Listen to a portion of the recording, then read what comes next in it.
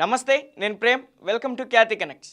ఆంధ్రప్రదేశ్ రాజకీయాల్లో వైఎస్ఆర్ కాంగ్రెస్ పార్టీకి అత్యంత క్లిష్టమైన నియోజకవర్గాల్లో ఉమ్మడి ప్రకాశం జిల్లా పరిధిలోని పర్చూరు ఒకటి. పార్టీ ఆవిర్భావం నుంచి ఇప్పటి వరకు ఇక్కడ వైఎస్ఆర్సీపీ జెండా ఎగరకపోగా ఇప్పటికే 6 ఇన్ఛార్జీలను మార్చినా పార్టీ పరిస్థితి గాడిన పడలేదన్న చర్చ రాజకీయ వర్గాల్లో సాగుతుంది.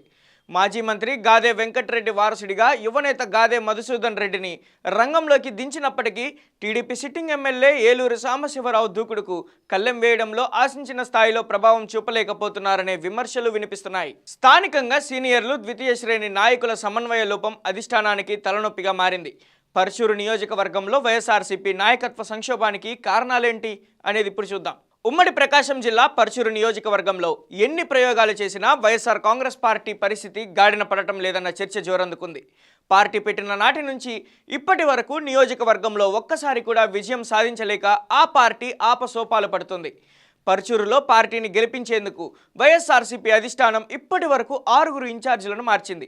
ఎన్నికలకు కొత్త నేతను రంగంలోకి దించినప్పటికీ నియోజకవర్గంలో పాతుకుపోయిన బలహీనతలను అధిగమించలేకపోయింది. పర్చూరు నుంచి గతంలో 3 సార్లు కాంగ్రెస్ తరపున గెలిచిన మాజీ మంత్రి గాదే వెంకటరెడ్డి వారసుడిగా మధుసూదన్ రెడ్డిని ఇన్ఛార్జిగా తీసుకొచ్చారు. ఆయన కుటుంబానికి ఉన్న సుదీర్ఘ రాజకీయ నేపథ్యం పార్టీకి పునరుజ్జీవం పోస్తుందని అధిష్టానం గట్టిగా నమ్మింది.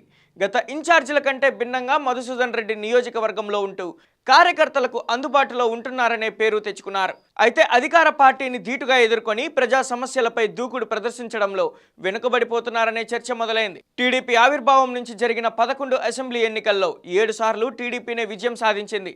2014, 2019, 2024 ఎన్నికల్లో వరుసగా విజయం సాధించిన ఏలూరి సాంబశివరావు హ్యాట్రిక్ కొట్టి పర్చూరును టీడీపీకి తిరుగులేని కంచుకోటగా మార్చేశారు. పర్చూరు నియోజకవర్గంలో కమ్మ, కాపు సామాజిక వర్గాలు రాజకీయంగా అత్యంత ప్రభావవంతంగా ఉన్నాయి. టీడీపీ, జనసేన, బీజేపీ కూటమి పొత్తు వల్ల ఈ 2 వర్గాల ఓటు బ్యాంకు కలిసి వచ్చి కూటమికి పర్చూరులో తిరుగులేని బలం చేకూర్చింది. మధుసూదన్ రెడ్డి వైఖరితో స్థానిక సీనియర్ నాయకులు, ద్వితీయ శ్రేణి క్యాడర్ అసంతృప్తితో ఉన్నట్లు ప్రచారం సాగుతోంది.